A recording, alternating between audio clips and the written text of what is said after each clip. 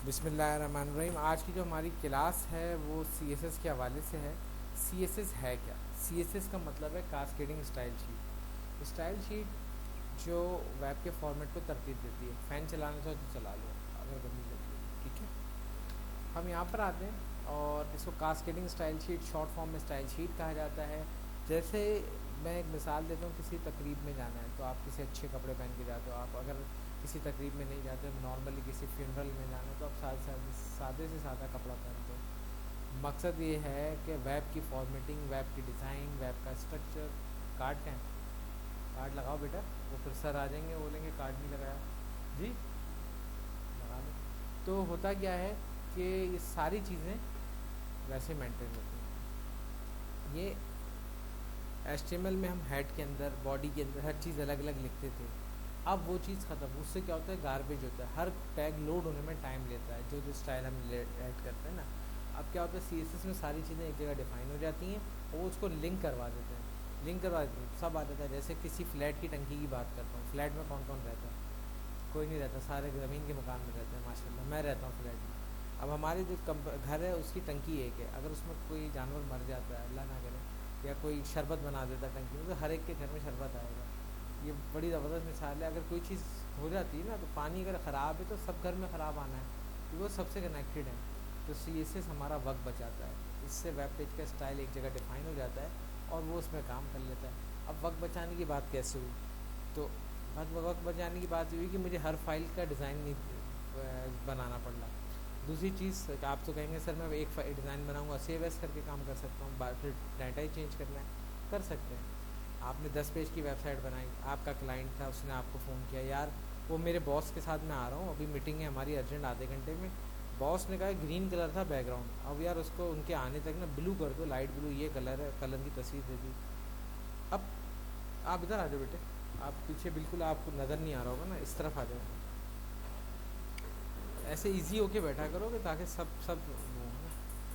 अच्छा, अब होगा क्या कि प्रॉब्लम यहाँ आती है कि आपने एक पेज खोला, ब्लू कलर कर दिया, सेव किया, दूसरा खोला, सेव किया, तीसरा खोला, 10 पेज, एक आधा घंटा गुजर, 1 घंटा गुजर गया, 10 पेज नहीं हुए। कई कई जगह चेंज करना है, थीमिंग होती है ना, बटन कलर हर चीज़ को जब चेंज करोगे तो सब में करना है। तो अब कितना मसला हो, कितना टाइम लगेगा? सब CSS में एक जगह डिफाइन था। एक फ़ाइल खोल के सेव की, चेंज की, सब में हो गया, ठीक है। शरबत घोल दिया, सब में चला गया। तो मकसद बताने का यही है कि CSS का ये फ़ायदा, वक्त बचाता है और फास्ट लोड हो जाता है, अच्छी अच्छी वेबसाइट हो जाती है। CSS stand for cascading style sheet. CSS describe how HTML element to be display. Display कैसे करते हैं पेपर पे तो खैर अलग चीज़ है। On media, media means mobile, tablet, laptop etcetera, ये सारी चीज़ें आ जाती हैं। CSS can allow a lot of work, it can control layout of multiple web pages all at once, यानी मल्टीपल वेब पेजेस का लेआउट एक ही वक्त में कंट्रोल कर रहा होता है। External style sheet store in CSS file.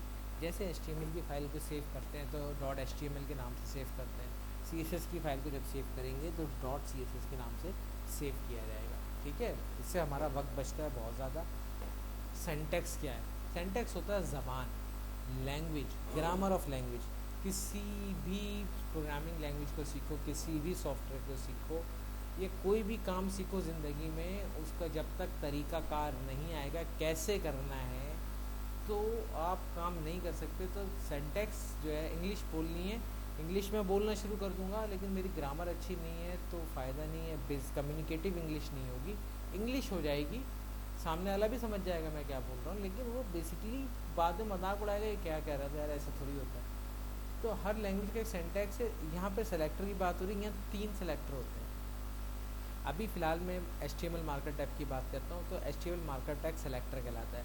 Heading, paragraph, HTML, body, image, सारे सेलेक्टर्स हैं। डिक्लेरेशन कर्ली ब्रैकेट के अंदर की जाती है। कर्ली ब्रैकेट के अंदर मैं करूँगा इजिकल टू की जगह कर्ली ब्रैकेट लगता है यहाँ पे। कलर, अच्छा एक प्रॉपर्टी है कलर। अच्छा अब देखो यहाँ पे प्रॉपर्टीज़ अलग करनी है। अच्छा होता क्या है कि मैं किसी भी टूल की प्रॉपर्टी किसी भी टूल पे यूज़ कर सकता हूँ, ये बड़ी इसकी पावर है। दूसरी चीज़ क्या है, अगर मैं बैकग्राउंड की बात करूँ तो background, image background, colour background, repeat, 36 properties आती हैं बहुत सारी। सारी बैकग्राउंड से तो वो एक ही बैकग्राउंड से रिलेटेड करती हैं। टेक्स्ट की प्रॉपर्टी अलग कर दी, फ़ॉन्ट की प्रॉपर्टी अलग कर दी। तो यहाँ पे क्या किया, काम आसान कर दिया, चीज़ों को पढ़ के समझना मुश्किल नहीं है, आसान है। कलर, टेक्स्ट के कलर की बात होती है, टेक्स्ट का कलर नीला हो जाए, अच्छा इजिकल टू की जगह यहाँ पे कॉलन लगा हुआ है, और कर्ली वो जब एक दो बातों के बिटवीन स्पेस देने के लिए बीच में सेमी कॉलन लगता है कि यहाँ पे ये बात कंप्लीट हो गई, ठीक है। तो उसके बाद फिर स्पेस देंगे, फ़ॉन्ट साइज़ सेम लाइन में जितनी चीज़ें लिखना है लिख लो, एक लिखा एंटर दबाया, नीचे आ गए, नीचे लिख लिया, फिर एंटर किया, सेमी कॉलन, फिर एंटर, सेमी कॉलन। आप मल्टीपल लाइनें ड्रॉप डाउन में भी कर सकते हो, एक ही लाइन में भी कर सकते हो, ये तो आपकी मर्ज़ी है कि काम का लेआउट कैसे बनाना है, ठीक है। अभी मुश्किल लग रहा होगा, समझ नहीं आ रहा होगा, लेकिन मैं आपके सामने एग्जाम्पल करूँगा तो बहुत ईजी लगने लगेगा। 3 तरह से CSS इंसर्ट किया जाता है। सबसे पहला तरीका होता है एक्सटर्नल स्टाइल शीट। मैं CSS की एक फ़ाइल बनाता हूँ, उसका एक कोड होता है, उस कोड से HTML में उसको अटैच कर देता हूँ। जैसे ही वो कोड लाइन बाय लाइन पढ़ता है तो पहले वो लाइन कहता है ये फाइल वहाँ से उठानी है, उठाएगा, उठाने के बाद उसमें जो भी चीज़ें वो पहले वो पढ़ेगा, फिर वेब पेज लोड करेगा, और ये काम मिली सेकेंड्स में होता है, इतनी स्पीड से होता है कि आपको पता नहीं चलता, और वेब फ़ौरन लोड रहती है। दूसरा है internal style sheet. Internal style sheet वो होती है जो एक ही वेब पेज के अंदर लिखी जाती है। अब अगर मैं एक ही वेब पेज में CSS यूज़ करता हूँ तो मैं उसे तब्दील भी करूँगा तो कोई फ़ायदा नहीं होता, क्योंकि वो सेम एक ही जगह लिखी है। तीसरा होता है इनलाइन शीट, यानी किसी पैराग्राफ में किसी एक जगह पे काम करना है तो वहाँ स्पैन का टैग खोला, CSS डिफाइन किया, स्पैन का टैग बन के उतने हिस्से पे काम अप्लाई हो गया। तो वो 3 तरीके से अप्लाई होती है। अच्छा ठीक है भाई, CSS ख़त्म हो गई।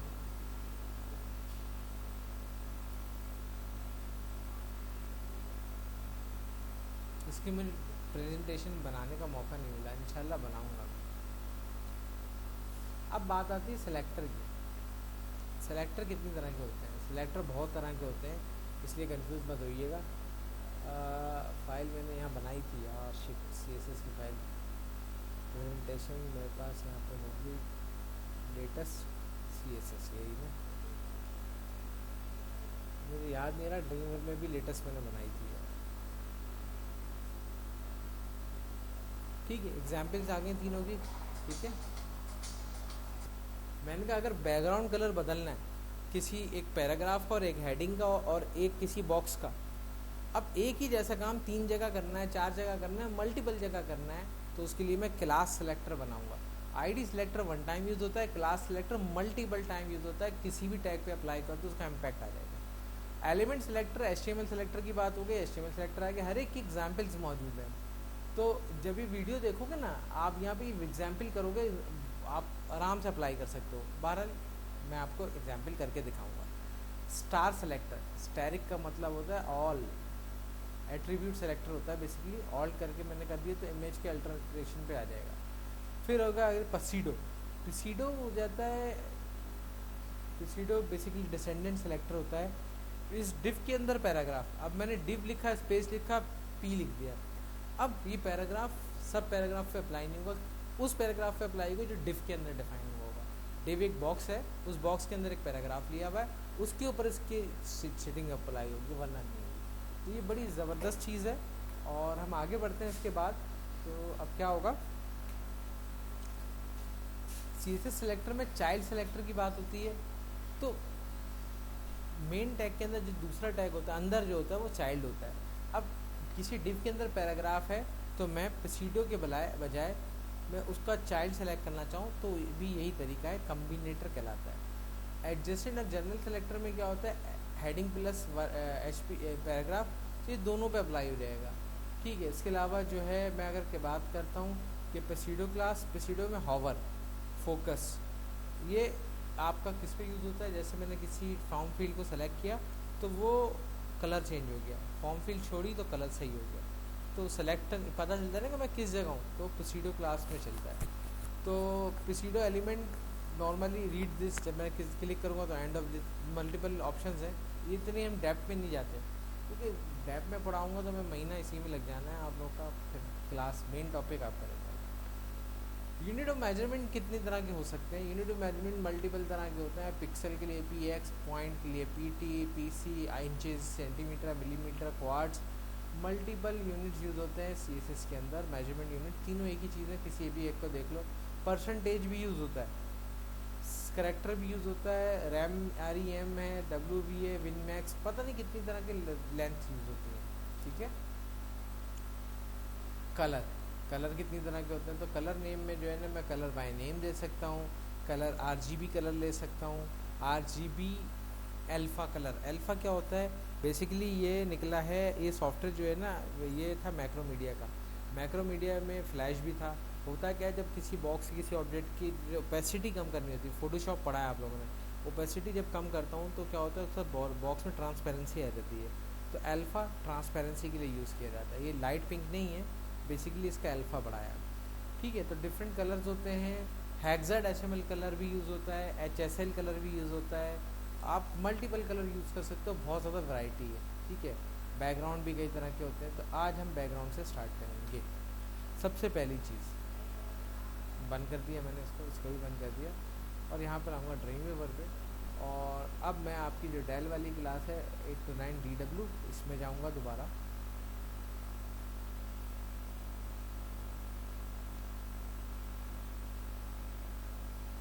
ठीक है, मैं क्या करता हूँ कि सिर्फ इमेजेस और वीडियो ले लेता हूँ, बाकी मुझे किसी चीज़ की ज़रूरत नहीं है फ़िलहाल। इस CSS का क्या फ़ोल्डर है, अच्छा ये इसने क्रिएट किया हुआ है। यहाँ पे राइट क्लिक करूँगा, बाहर आके CSS का फ़ोल्डर लूँगा, ओके, और इसके CSS के अंदर आऊँगा, पेस्ट कर दूँगा। ठीक है, अब मैं इस जगह आता हूँ, और इस जगह आने के बाद मैं इस डायल पर क्लिक करता हूँ, साइड, मैनेज साइड, डेल को डबल क्लिक किया, डेल के बाद स्पेस CSS कर देता हूँ। ठीक है, और ये फ़ोल्डर चेंज करना पड़ेगा, PDIT में बाहर CSS का फ़ोल्डर है, सेलेक्ट किया, सेव किया, डन कर दिया, मेरा डाटा खाली हो गया, जो भी इसे 2 फोल्डर होंगे वो आ जाएंगे। आगे, अच्छा, मैं डायरेक्टली एक एक्सटर्नल फाइल बनाऊंगा और उसको अटैच करके काम करूँगा। मैंने यहाँ पे एक नई फाइल ली CSS की, सेव कर दिया, और क्लास -1 कर दिया। अब एक बात याद रखो कि इसका प्रीव्यू नहीं होता, सिर्फ you can not preview document open in dream weaver, you can preview only HTML and PHP और HTML का ही प्रीव्यू नज़र आता है, किसी और लैंग्वेज का नज़र नहीं आता। ठीक है, मैं कहता हूँ कोई बात नहीं, मेरे लिए तो कोई मसला ही नहीं है। मैंने यहाँ पे एक HTML का डॉक्यूमेंट भी क्रिएट किया, ठीक है, सेव किया क्लास 1 के नाम से, ये भी बन गया। ठीक है, अब ये देखें, ये प्रीव्यू हो जाएगा, आ गया प्रीव्यू, जैसे यहाँ आऊँगा प्रीव्यू गायब। अब मैं क्या करता हूँ, इसमें लिखता हूँ जो सिंटैक्स है, बैकग्राउंड कलर बॉडी टैग की प्रॉपर्टी है, बॉडी करली ब्रैकेट स्पेस। अच्छा, अब इसके अंदर मैंने लिखा BAC पे, बैकग्राउंड लिखा, background attachment, colour blend image, मैंने कलर पे क्लिक किया, यहाँ पे कलर आ जाएगा Alice blue, antique white, aqua, colour नाम से भी आ रहे हैं। ये हो गया कलर बाय नेम, और यहाँ पे क्लिक करूँगा, और मैं यहाँ पे कौन सा कलर लेना है भाई, आपने कहा मुझे लाइट पर्पल ले लो या डार्क पर्पल ले लो, ये ले लिया, एंड ऑफ लाइन।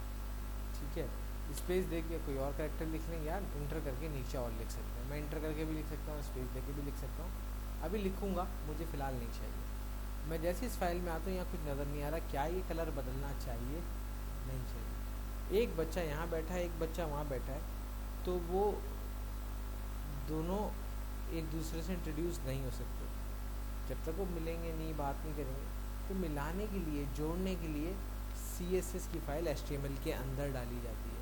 डिस्प्ले किसका आ रहा है, HTML का आ रहा है, तो CSS की फ़ाइल कहाँ जानी चाहिए, HTML की। HTML की फ़ाइल में आऊँगा, हेड में आऊँगा। देखें, कोड लगाने के कई तरीके हैं। सबसे पहला तरीका है, हेड में गए और कहीं पे भी आप ऐड कर दो, यहाँ पे आप लिखेंगे स्टाइल। ठीक है, स्टाइल लिखा है, स्पेस, अब यहाँ पे लिखेंगे relation, REL equal to, sorry, link type तो है,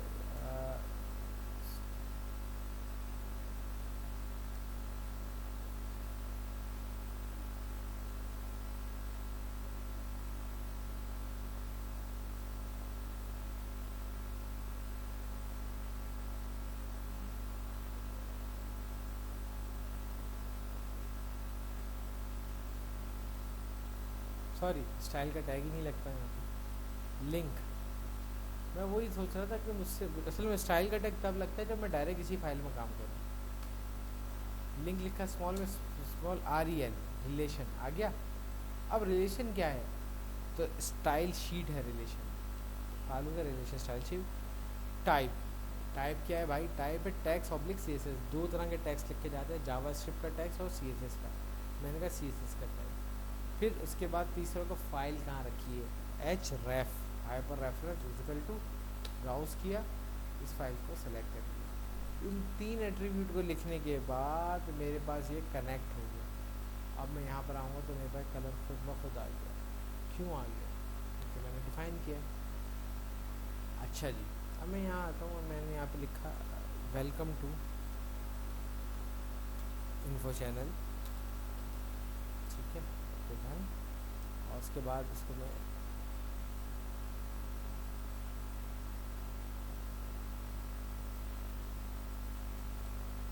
एंटर किया,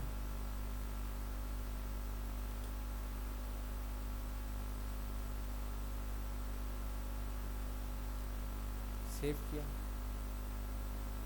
कितने सारे पैराग्राफ आ गए, बहुत सारे आ गए ना। अब मैं यहाँ पे क्या करता हूँ,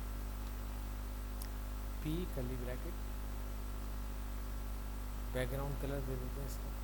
क्या मैं बैकग्राउंड कलर की प्रॉपर्टी यहाँ यूज़ करता था पहले, नहीं कर सकता था ना, CSS बहुत कुछ करवाती है, ठीक है। अब मैं कहता हूँ कि भाई तू आजा ग्रीन कलर में, इसका अपोजिट कलर ये वाला है, इस ग्रीन का।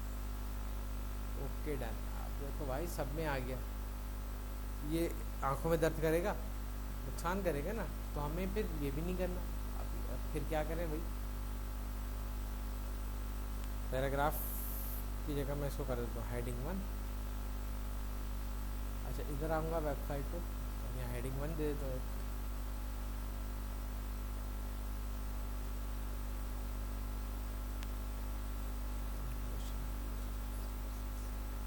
यहाँ पे सेलेक्टेड है, यहाँ गया, यहाँ क्या करूँगा, हेडिंग 1 आ गया, खुद अप्लाई हो गया। HTML एलिमेंट खुद ब खुद अप्लाई हो जाते हैं, जबकि बॉक्स एलिमेंट और जो आपका दूसरा एलिमेंट है आपका क्लास ID एलिमेंट, वो अप्लाई करना पड़ता है। अच्छा भाई, मैं क्या करता हूँ, मैं करता हूँ कि भाई इधर आ गया, ठीक है, ये समझ गए कैसे काम कर रहा है। HTML user define class, class कह लो HTML की, यूज़र डिफाइन क्लास कर लो, CSS क्लास कह लो, डॉट लगाएंगे, फुल स्टॉप। उसके बाद अपनी मर्ज़ी का एक नाम देना है। मैंने कहा कि कलर 1, स्मॉल में लिखें तो ज़्यादा अच्छा है, colour 1 curly bracket. Curly bracket के बाद मैं यहाँ पर आऊँगा, मैंने यहाँ पर लिखा बैकग्राउंड कलर। अभी तो मुझे यही आता है, फिलहाल मैं यही कर लूँगा, ठीक है। बैकग्राउंड कलर लिया और मैंने इसको कर दिया, तुम हो जाओ भाई लाइट। अब एक और एट्रीब्यूट लिखता हूँ, मैं इंटर करके लिख सकता हूँ और स्पेस दे के भी लिख सकता हूँ। कलर, कलर प्रॉपर्टी है टेक्स्ट के कलर की। मैंने कहा टेक्स्ट का कलर हो जाए सफ़ेद। अब ब्लू में सफ़ेद अच्छा लगेगा, ठीक है। उसके बाद मैं अभी यहाँ पे आता हूँ। अब यहाँ पे कोई इम्पैक्ट नज़र आया, नहीं आया। मैंने क्या किया, मैंने इतना ऐसा सेलेक्ट किया और यहाँ पे क्लास का ऑप्शन आ रहा होगा, कलर लगा दिया। अब यहाँ पे नज़र आ रहा है, इत्तेफाक से जो कलर चुनना है वो ऐसा लग रहा है सिलेक्टेड। मैं कलर चेंज करता हूँ थोड़ा सा,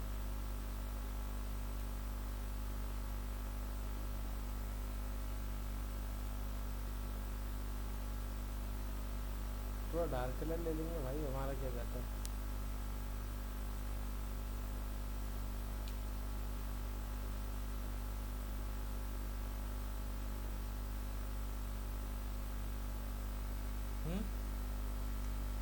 अच्छा, क्या ये ख़त्म हो गया, ये ऐसा पटाखा चलता ही रहता है। तो हमने क्या किया, इस पैराग्राफ पे क्लिक किया और यहाँ से पैराग्राफ पूरा सेलेक्ट कर लिया। फिर CSS में गए, यहाँ से अप्लाई कर दिया, सबका कलर चेंज हो गया। वैसे कैसे लगाएंगे, मैंने इसको सेलेक्ट करना है या नहीं करना तो कोई मसला नहीं। कोड व्यू में गए, ये रहा मेरे पास ऑप्शन, मैं यहाँ पे गया, यहाँ लिखूँगा क्लास, एंटर करूँगा और कलर की आइडिया आ रही है। ज़्यादा होंगी तो शुरू की कुछ नज़र आती है, बाकी नज़र नहीं आती। आपने बस नाम टाइप करना है, वो सामने आ जाता है। ठीक है, सेव किया तो देख रहे हैं ये भी कलर चेंज हो गया। लगाने का तरीका क्या है कि सिंपल क्लास करके लगा दी, आईडी के नाम से होगी। ठीक है, अच्छा अब आईडी और क्लास में एक फ़र्क है कि ये फुल स्टॉप से लगती है, आईडी हैशटैग से लगती है। तो दोनों का इसके अलावा क्या मेजर डिफरेंस क्या है? मेजर डिफरेंस दोनों का ये है कि आईडी वन टाइम लगती है, सेकंड टाइम नहीं लगती। अब मैं यहाँ पर आता हूँ, बॉक्स बंद कर देता हूँ और मैं यहाँ पे आके बैकग्राउंड कलर फिर ले लेता हूँ, क्योंकि मुझे अभी तक यही आता है। ठीक है, मैं यहाँ पे गया, मैंने कहा भाई मुझे कुछ अच्छा दिखा दो, तो कहता है अभी ये आ जाए, ये ले लो, ऑरेंज कलर।